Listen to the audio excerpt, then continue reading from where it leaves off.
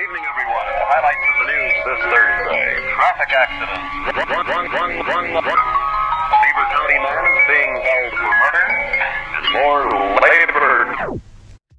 Hukum adalah sekumpulan peraturan yang mengikat dan mengatur tindakan manusia, sedangkan lingkungan menurut Undang-Undang Nomor 32 Tahun 2009 tentang perlindungan dan pengelolaan lingkungan hidup. Yang dimaksud dengan lingkungan hidup adalah kesatuan ruang dengan semua benda, daya, keadaan, dan makhluk hidup, termasuk manusia dan perilakunya yang mempengaruhi alam itu sendiri, keberlangsungan kehidupan dan kesejahteraan manusia serta makhluk hidup lain. Dalam Undang-Undang Nomor 32 Tahun 2009 tentang perlindungan dan pengelolaan lingkungan hidup, disingkat UU PPLH 2009. Perbedaan mendasar pengertian lingkungan hidup menurut UU PPLH 2009 sebagai UU terakhir dengan undang-undang yang mengatur sebelumnya, yaitu tidak hanya untuk menjaga kelangsungan peri kehidupan dan kesejahteraan manusia serta makhluk hidup lain, tetapi juga kelangsungan alam itu sendiri. Dapat diketahui bahwa pada intinya dalam undang-undang yang lama maupun yang terbaru dijelaskan bahwa hukum lingkungan memiliki dua komponen. Yang pertama ada komponen abiotik dan biotik atau makhluk hidup dan makhluk tak hidup. Canggu terkenal dengan perkembangan sektor kepariwisataannya yang pesat. Dan menurut pasal 1 angka 4 Undang-Undang Nomor 10 Tahun 2009 tentang kepariwisataan dapat diartikan sebagai kegiatan yang berkaitan dengan pariwisata yang melibatkan kebutuhan bagi setiap orang dan melibatkan interaksi antara wisatawan dan masyarakat setempat, sesama wisatawan, pemerintah daerah, dan pengusaha. Canggu merupakan salah satu desa di Provinsi Bali yang terkenal di dunia pariwisata. Desa ini terletak di Kecamatan Kuta Utara, Kabupaten Badung, Provinsi Bali dengan luas sekitar 418,52 km2 atau sekitar 7,43% dari daratan Pulau Bali. Kegiatan pariwisata di Canggu bermula pada wisatawan yang melakukan aktivitas surfing di pantai.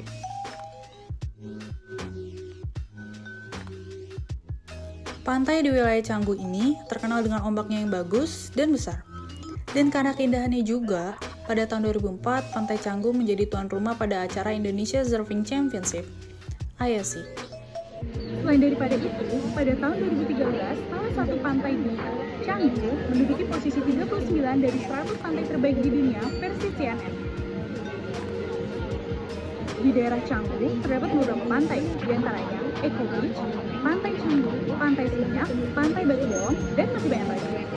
Selain pantai, pariwisata Canggu juga merambah ke sektor hiburan lain, seperti kafe-kafe yang menyediakan makanan Indonesia hingga luar negeri, bar, klub, dan restoran yang biasanya menjadi satu dengan co-working space, yang mana target marketnya merupakan wisatawan nomad atau digital nomaden yang bekerja jarak jauh atau work from home.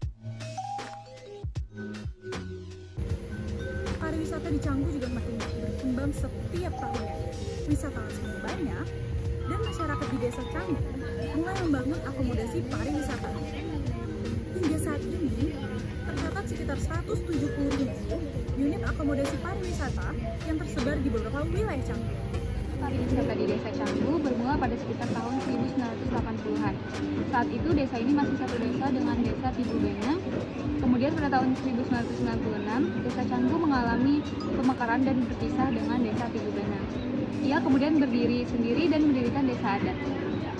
Lahir dan berkembangnya wisata di desa ini diawali dengan hadirnya wisatawan yang gemar mencari ombak untuk melakukan aktivitas lancar dengan suasana pedesaan. Bisa dikatakan pada tahun 1980-an, desa ini belum banyak dikunjungi wisatawan dan masih dalam tahap eksplorasi. Wisata di desa ini akhirnya mulai dikenal oleh banyak wisatawan sekitar tahun 1990-an hingga saat ini.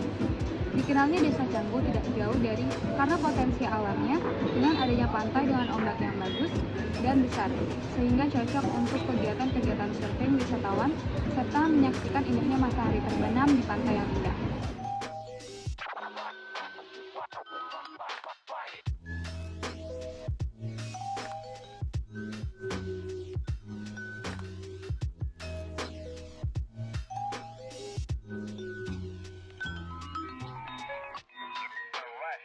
Accidents here in the distance. One of them near Pennsylvania. In that crash, 20-year-old Michael Butler driving home from work.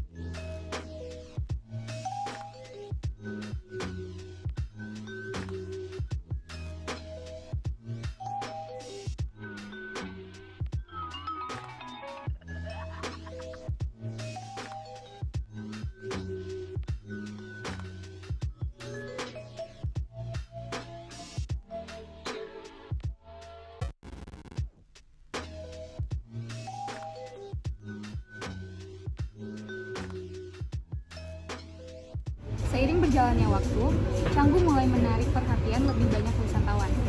Banyak pengusaha lokal maupun asing melihat potensi wisata di daerah ini dan mulai membuka berbagai tempat makan, kafe, dan akomodasi. Selain itu, komunitas selancar di Canggu juga semakin berkembang dengan banyak sekolah selancar dan toko perlengkapan selancar yang dibuka di sekitar daerah ini. Pada tahun 2010-an, Canggu menjadi semakin terkenal di kalangan wisatawan internasional. Banyak turis yang datang ke Canggu untuk menikmati pantainya yang indah, berselancar, bermain yoga, Lanjut, nggak apa-apa. atau hanya menikmati suasana yang santai. Selain itu, Kalimat yang tadi, lanjutin dari awal kalimat. pada tahun 2010-an, Canggu menjadi semakin terkenal di kalangan wisatawan internasional. Banyak turis yang datang ke Canggu untuk menikmati pantainya yang indah, berselancar, beryoga, atau hanya menikmati suasana yang santai.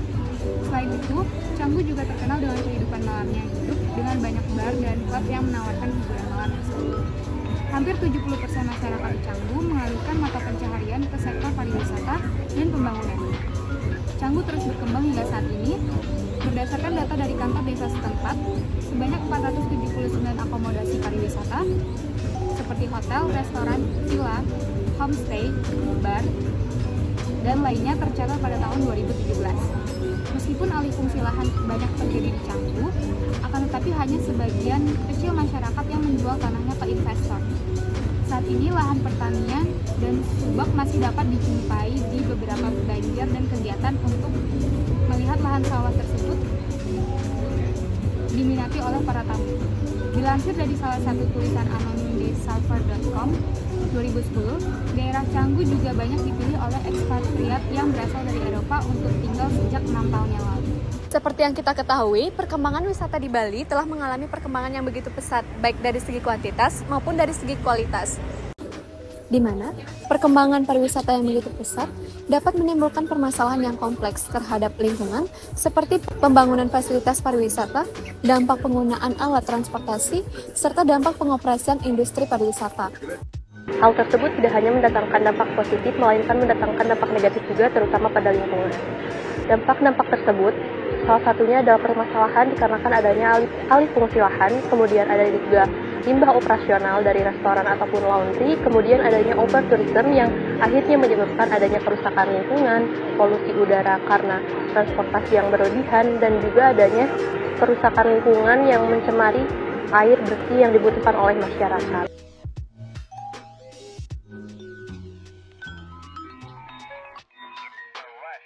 Accidents here in the distance. One of them near Pennsylvania. In that crash, 20-year-old Michael Butler driving home from work.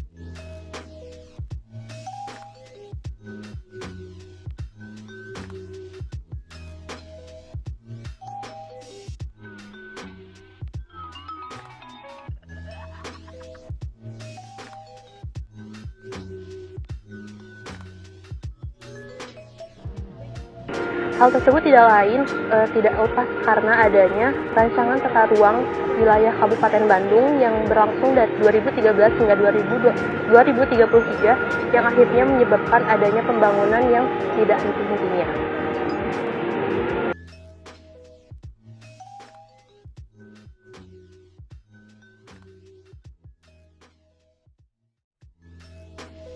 Dari permasalahan yang ada, maka diperlukan adanya program pengelolaan air bersih dan limbah, termasuk pemantauan kualitas air secara rutin dan inisiatif penghematan air di hotel serta fasilitas pariwisata lainnya. Untuk permasalahan polusi, kiranya pemerintah mempertimbangkan penggunaan bus Transdewata untuk tujuan Canggu dan mendorong masyarakat untuk menggunakan transportasi umum tersebut. Kemudian pemerintah dapat bekerja sama bersama dengan pengusaha setempat Untuk melakukan penyuluhan lingkungan kepada masyarakat lokal dan wisatawan tentang dampak negatif dari polusi dan cara-cara menanggulanginya. seperti kampanye yang dilakukan untuk meningkatkan kesadaran masyarakat dalam meningkatkan tanggung jawab pelestarian lingkungan.